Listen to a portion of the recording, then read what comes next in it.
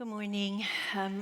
It really is an incredible privilege to be able to open the Word of God together this morning. And as you know, we've just kind of concluded our series called So You Want a King, where we looked at earthly kings in the book of Samuel. And it didn't go well for them. Those earthly kings were not good people. And Samuel the prophet warns Israel. They say, we want a king. We want to be like the nations around us. And he's like, guys, it's not going to go well. I say, we want it. Give us what we want. And in 1 Samuel, I want to read it again. 1 Samuel, he kind of says, guys, this is what's going to happen. I'm going to read it from the NLT. Sometimes just reading it out of a different version helps you to see it with fresh eyes again. So in 1 Samuel 8, Samuel told them, he delivered God's warning to the people who were asking him to give them a king. And he said, this is the way of the kind of king you're asking about operates. He'll take your sons and make soldiers of them, chariotry, cavalry, infantry, regimented battalions and squadrons. He'll put some to forced labor on his farms, plowing and harvesting, others to making weapons of war or chariots in which he can ride in luxury. He'll put your daughters to work as beauticians and waitresses and cooks. He'll conscript your best fields, vineyards, and orchards and hand them over to his special friends. He'll tax your harvests and vintage to support his extensive bureaucracy. Your prize workers and your best animals he'll take for his own use. He'll lay a tax on your flocks so that you'll end up no better than slaves. The day will come when you cry out in desperation because of the king you so much want for yourselves. It's quite profound, right? So these kings will take, conscript, tax, burden, and enslave us. This is the king that we wanted. We are now in our series where we're looking at Jesus.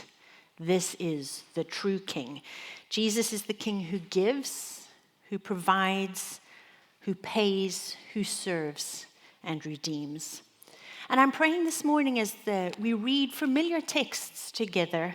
It's always the challenge of texts that are familiar, right? We can just forget the splendor that's inherent in them.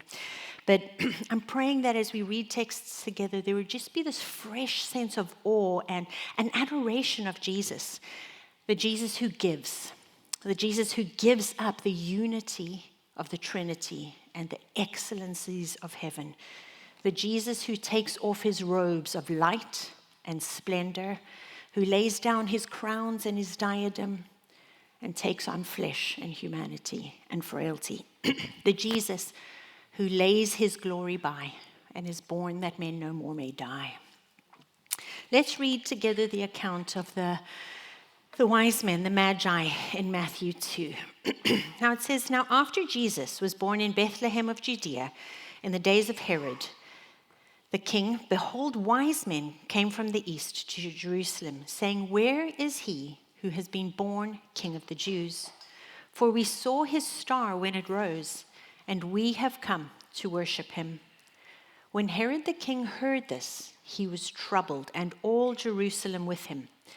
And assembling all the chief priests and the scribes of the people, he inquired of them where the Christ was to be born.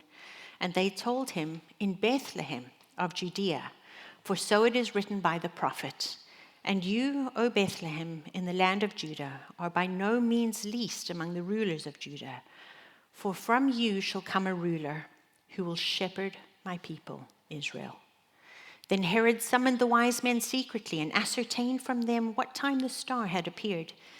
And he sent them to Bethlehem, saying, go and search diligently for the child, and when you have found him, bring me word, that I too may come and worship him. And after listening to the king, they went on their way. And behold, the star that they had seen when it rose went before them, until it came to rest over the place where the child was. And when they saw the star, they rejoiced exceedingly with great joy. And going into the house, they saw the child with Mary his mother, and they fell down and worshipped him. Then opening their treasures, they offered him gifts, gold, frankincense, and myrrh. And being warned in a dream not to return to Herod, They departed to their own country by another way. This is the word of the Lord. So in the very first verse of this passage, we're introduced to the main characters, right? We meet Jesus, Herod, and the Magi. And those are the main characters, and we meet them right away. And so this morning, just to give you a little bit of a lay of the land, we're kind of just glance at Herod. We're just going to side-eye him. We're going to glimpse the Magi a little bit, but then I want us to gaze at Jesus. So Herod, like I said, he's not our focus this week. But it is worth noting that his actions are exactly like the kings that Samuel warned them about. He was a king who achieved much. Make no mistake, he was effective. He got a lot of stuff done. But he was decidedly cruel and insecure. And so it's no surprise that he was greatly troubled, very agitated, severely worked up when he hears that one named King of the Jews has been born. Herod is a king in contrast, really. He is the king, he's the current king, but he's selfish. He takes, he grasps, he controls. Jesus, the true king, is humble and generous and sacrificial. Herod's also a bit of a foil to the wise men, to the Magi. They come from far away. They come from far, seeking to adore and to worship Jesus with generous and glad hearts. He is much closer. He's only a couple of miles from Bethlehem. So geographically, he is close. But in his heart, he is very far from worship or adoration. He is not ready to acknowledge anyone but himself. That was our side eye at Herod. So the Magi, let's look at them for a second. So they weren't kings. Okay, they shouldn't really be in our nativity sets right now because they come a little bit later, but I moved mine down the side of my nativity, so they're coming, they're on their way. But they're not kings, but they're men of incredible wealth and power and influence, and they're high-ranking men. And there's much lore and tradition about their origin and about their names and about what happens to them afterwards. None of that we can really know for sure. But what we can know is that they came from the East, and as one of the translations of the Bible says, they were the smart guys who knew plenty about the stars. So that much we can know. We can also know that Matthew is deliberate in listing them, including them. He's just spent a whole chapter listing the genealogy of Jesus, where he takes pains to mention the Gentiles. And here with the Magi arriving, it's this theme of inclusion and drawing in and welcoming and the calling of all nations that we continue to see. So God in his kindness uses the light of a star to lead them to his son.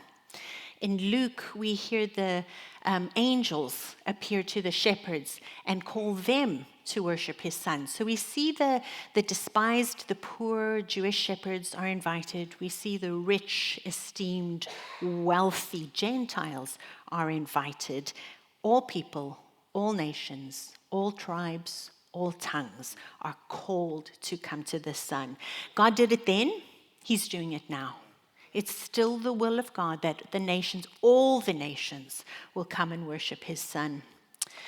Baker, one of the commentators, says there's a really close connection between Matthew chapter 1 and Matthew chapter 2.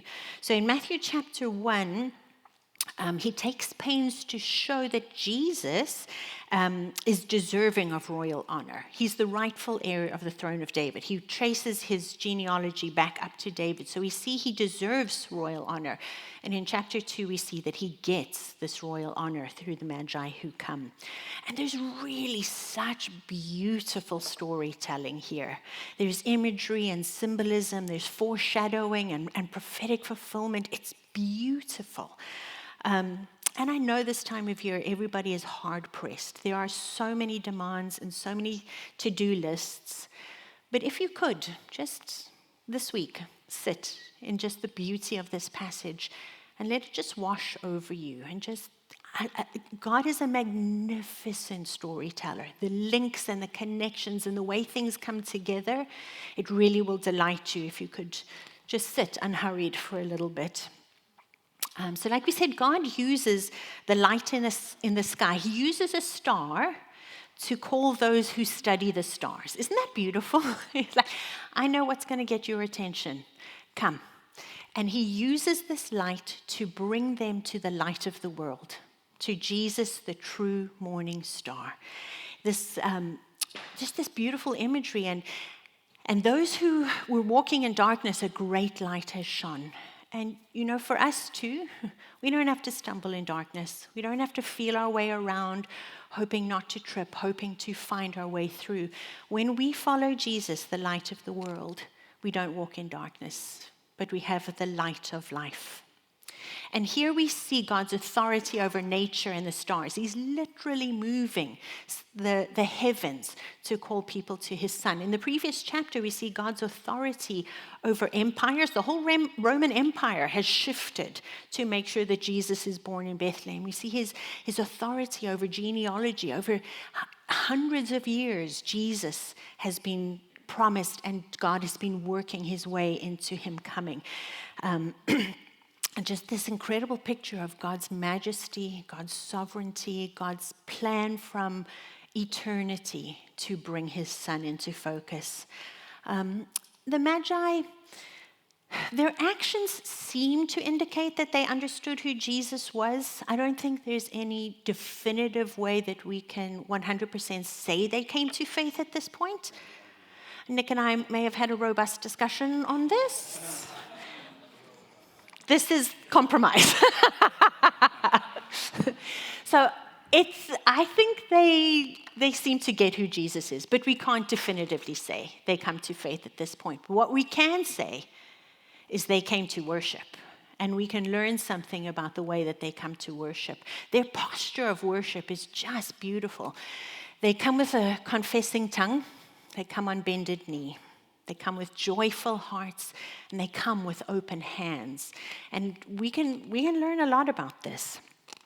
So they come with confessing tongue. In verse 2, it says, "Where is he who has been born King of their Jews?" They speak it out. He's the king. They're acknowledging and recognizing his authority as king. He is his Lord. He is rulership. They're acknowledging all of that. And this phrase, King of the Jews, would have been equivalent to the term Messiah, the one who comes to rescue, the one who comes to save. That in the Lord alone is deliverance and strength. And they speak it out with their tongues. It's a beautiful picture of worship, their tongues confessing. May God help us to declare his glory among the nations and to speak out of his marvelous works with our tongues. They come on bended knee. Verse 11, it says, "They saw the child with Mary his mother, and they fell down and worshipped." The word here is literally to be like prostrate, to be on your face. In the ancient East, the way you would greet someone is if you were of equal rank, you would kiss each other on the lips. If there was a slight difference in your rank, you would kiss each other on the cheek. If there was a very large difference in rank, one was far superior and one was far inferior, the inferior would bow down on their knees, literally put their forehead on the ground, and send kisses this way. That was how you brought salutations to one far greater than you. And that is the phrase that is used right here. These men of wealth and power and influence, highly esteemed grown men, are lying on their faces before a child because they recognize who he is. May God help us to worship and to bow down and to kneel before the Lord, our God, our Maker. They come with a joyful heart. In verse 10, it says, "When they saw the star, they rejoiced exceedingly with great joy." And here the extent of their joy is just kind of piled up. It's like told in four different ways. Matthew could have said they rejoiced. We would have got that, right? That's pretty clear in its meaning. We would have understood they were happy to see the star. But he says they rejoiced. They rejoiced exceedingly with great joy. Four different ways he makes sure that we understand how joyful their hearts are. Basically, he's saying they rejoiced, they delighted exceedingly, they were excessive, and out of degree happy. They had a great sense of pleasure, well-being, and contentment because they were about to meet the King, the one for whom they have been searching. May God help us to worship and serve him with joy and gladness of heart. And they come with open hand. Then opening their treasures, they offered him gifts, gold, frankincense, and myrrh. And there's many suggestions about the symbolism of the gifts. Gold for royalty, frankincense for deity, myrrh for humanity. Those are beautiful things to consider. But what we can definitely know is that they are bringing their treasures. They are saying, you are worth more than any earthly treasure we have. We want to honor you with the best of what we have. It's not like they rummaged around in the backpacks of the camel and pulled out their leftover road trip food and put together some kind of a gift basket. They brought their treasure, things that were valuable to them, and presented it to the king. It was a common practice to bring gifts to a superior. And this is what they're doing here. It's just another act of worship. It's another act of saying, you are great and I am small. Would God help us to honor him with our wealth, and that we would be givers with cheerful and generous hearts. Okay, let's look at Jesus. Let's just gaze here for a minute at Jesus. Matthew quotes from Micah in this passage, and he says, from you shall come a ruler who will shepherd my people, Israel. So Jesus is a ruler, Jesus is a king, Jesus is the king that we are looking at, but he's a shepherd king. In Samuel, this phrase, a ruler who will shepherd my people, is attributed to David, who was a foreshadowing, a type of Christ to come. Christ is always going to be the ruler who shepherds. And Micah continues a few verses later in the, not quoted here by Matthew, and he says, and he shall stand and shepherd his flock in the strength of the Lord, in the majesty of the name of the Lord his God, and they shall dwell secure, for now he shall be great to the ends of the earth. It's just amazing. This role of shepherd in the Middle East was one of great sacrifice and care. This was not an easy, low-risk job. This literally took everything from you. And Jesus tells us that he's a shepherd, but he expands it out even further, and he says he's the good shepherd. And the imagery is just so beautiful. Here in the passage of Micah, it says, he shall stand and shepherd his flock. Jesus is standing. He's active. He's attentive. He's at work. He's watching. He's observing.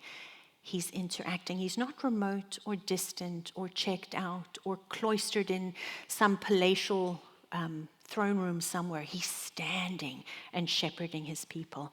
He shepherds us in the strength of the Lord. The strength of the Lord is no small thing. There is nothing that he cannot provide for us. There is nothing that he cannot protect us from. There is nothing he cannot restore us from. There's nothing he cannot lead us through. His arm is not short. He's always at work, and because of that, we can dwell secure. There's no fear or worry or anxiety. There's no vulnerability. We can lie down in peace and rest because he is great, not that I have to take care of my own self. Spurgeon says this: blessed are the people who are the sheep of his pasture. If they follow in his footsteps, their road is safe. If they sleep at his feet, no lion can disturb their peace. If they are fed from his hand, they shall lie down in green pastures and know no lack. If they abide close to his person, they shall drink rivers of delight. Righteousness and peace are the stability of his throne. Joy and gladness are the ornaments of his reign. Isn't that beautiful? Just this we're in a good spot because we have a good shepherd. Scripture is full of the imagery of shepherds and the care and the protection that they give. There's a really good book by a guy called Philip Keller, not Timothy Keller. He's the lesser-known Keller. But he writes a book. He's a shepherd. And he writes a book called A Shepherd's Look at Psalm 23. And it's just so helpful because he pulls out these things that he has come to know about sheep that I've never taken care of a sheep in my whole life. I don't know a lot about things. I know some things about sheep, but there's a lot that I don't know. But sheep, in essence, they're quite vulnerable. Their well-being is largely determined by who they follow and by how they are led. And let's be honest, right? We're all following someone or something. We're all being led by someone or something, which will determine our well-being. I want us to read together in Ezekiel 34. The Lord talks about himself as the shepherd. And it says, "For this is what the sovereign Lord says, I myself will search and find my sheep. I will be like the shepherd looking for his scattered flock. I will find my sheep and rescue them from the places that they were scattered on that dark and cloudy day. I will bring them back home to their own land of Israel from among the peoples and the nations. I will feed them on the mountains of Israel and by the rivers and by all the places where people live. Yes, I will give them good pasture land on the high hills of Israel. There they will lie down in pleasant places and feed in the lush pastures of the hills. I myself will tend my sheep and give them a place to lie down in peace, says the sovereign Lord. I will search for my lost ones who strayed away, and I will bring them safely home again. I will bandage the injured and strengthen the weak." There's a couple of things we learn about the shepherd in this passage. First, the shepherd knows the sheep. He calls them my sheep. I will search for my sheep. There's an affection and a connection in this relationship. We know from John that the sheep hear the shepherd's voice, and he calls each sheep by name. They know his voice, and he leads them out. The shepherd knows his sheep. He knows our longings, he knows our sighs, he knows our groanings. He knows our thoughts and our sufferings. He collects our tears in a bottle. He knows our hard work and our patient endurance. I am the good shepherd. I know my own, and they know me. The shepherd also seeks the sheep. He searches for them and he finds them. He rescues them and he brings them home. He looks for those who are lost and strayed. Sheep can be kind of stubborn and foolish, and they're easily distracted and they're unwise and they scatter and they really have all the wrong instincts. I myself identify strongly with this. I have all the wrong instincts. I run when I should hide. I hide when I should run. Whatever I do the opposite. I just don't have good instincts. And sheep, they're really kind of dumb. And they wander off all the time. They see something sparkly, they get distracted, they hear a noise, they just take off. But Luke tells us that he leaves the 99 and searches for the one until he has found it. And then he carries it home on his shoulders. Not a single one will be lost or missing, because Jesus, the Son of Man, came to seek and save the lost. The shepherd gathers and he leads the sheep. Sheep don't just happen to wander into green pastures. They don't just find their way home. Sheep, sometimes if they can even see the pen, can't get back to it. They don't know that they need to vary their diet or that the grass is dying here and they need to go somewhere else. They have to be led. Philip Keller in his book says, sheep do not just take care of themselves, as some might suppose. They require, more than any other class of livestock, endless attention and meticulous care. They must be carefully led by a good shepherd who plans the place, he plans the pace, and he plans the timing of when he has to lead them to good pastures. Some of those pastures, if you noted, are on mountaintops or high hills. Sometimes getting to the pasture lands is not easy, but we follow a good shepherd who knows the place and the pace at which we can walk. He leads us beside still waters. He leads us in paths of righteousness. He leads us with knowledge and with understanding. He leads us by his word. He leads us by his spirit. The shepherd tends the sheep. Again, Philip Keller explains that sheep, their wool just keeps growing. Have you seen those videos where they find a sheep who's been lost for like 6 years and it's got 9,000 pounds of wool on it? Sheep need to be tended. They can't tend to themselves. And if their fleece gets really heavy or it gets soiled, if they've rolled in mud or done something, they're off balance and they can actually fall onto their backs. And they can't get up again. It is exactly what you're picturing in your head right now. It's lying helpless on its back with its feet in the air, and it can't help itself get back up. And then their stomach gases begin to bloat, and they literally die unless the shepherd comes and tends to them. He comes, and so they don't have to panic. They're not bloated, they're not abandoned. He tips them gently back up. He rubs their legs until the circulation returns. He holds them until they've regained their balance and they can walk again. I don't know about you, but sometimes I feel like I got knocked down a little bit. Sometimes I'm like, well, things are really heavy. I'm not sure I can get back up. But I have a good shepherd who very gently comes and tips me right side up again, who cares for me, who takes off the heaviness, who takes off the dirt. Our good shepherd bears our sins and our anxieties. Those are the things that wear us down.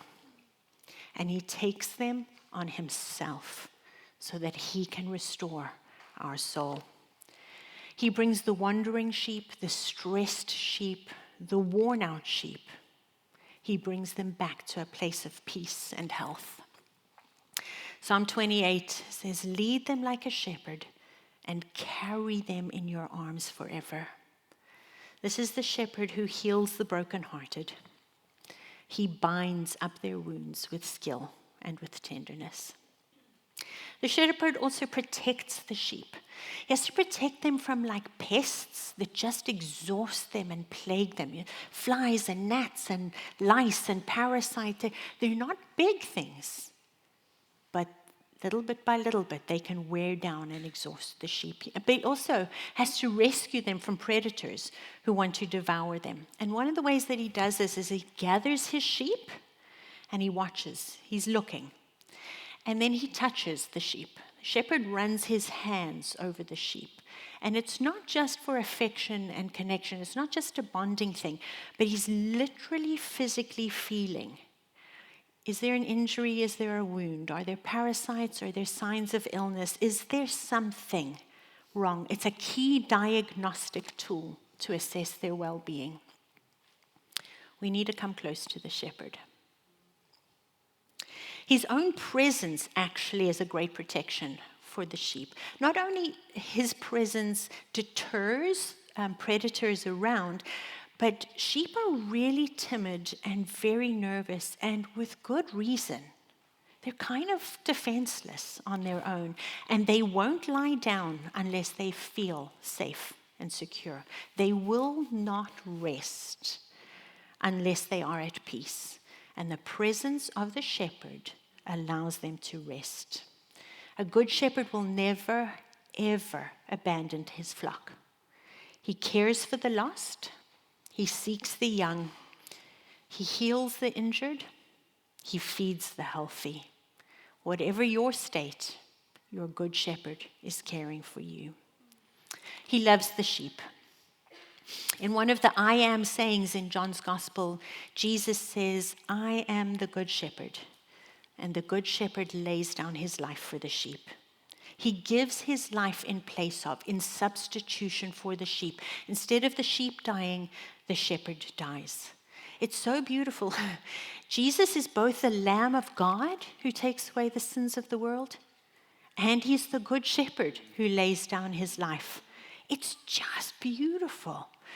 God demonstrates his own great love to us, and that while we were yet sinners, Christ died for us on our behalf, in our place, in substitution for us. There's no greater love than for one to lay down their life.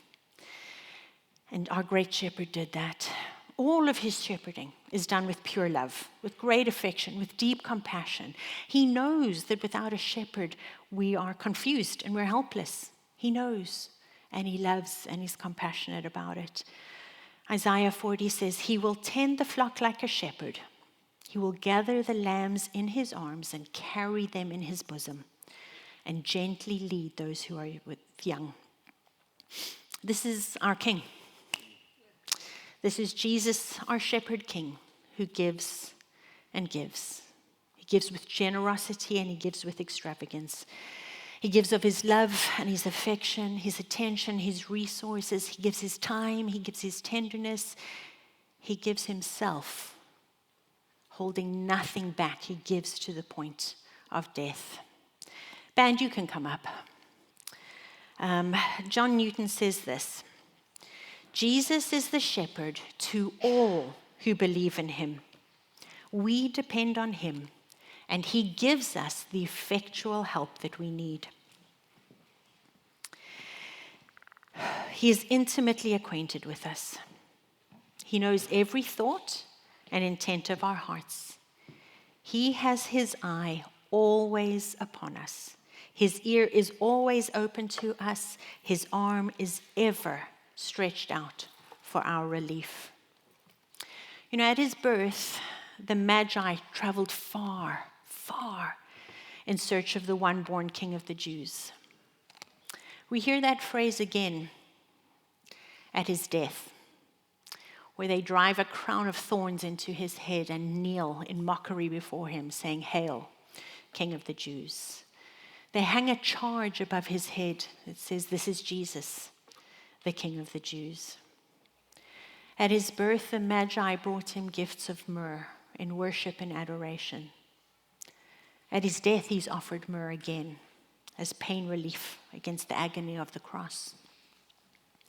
At his birth, he steps out of the embrace of the Father and lays aside his deity to take on flesh. At his death, the Father turns his face from him as he becomes sin, that we might become the righteousness of God. This is our King. This is our Jesus. He held nothing back. He gave, and he gave, and he gave. And he is our shepherd, and he will always be our shepherd. I'm going to finish by reading one of my very favorite verses, Revelation 7. Therefore, they are before the throne, those that have overcome, and they serve him day and night in his temple. And he who sits on the throne will shelter them with his presence. They shall hunger no more, neither thirst any more. The sun shall not strike them, nor any scorching heat. For the Lamb in the midst of the throne is their shepherd, and he will guide them to springs of living water, and God will wipe away every tear from their eyes.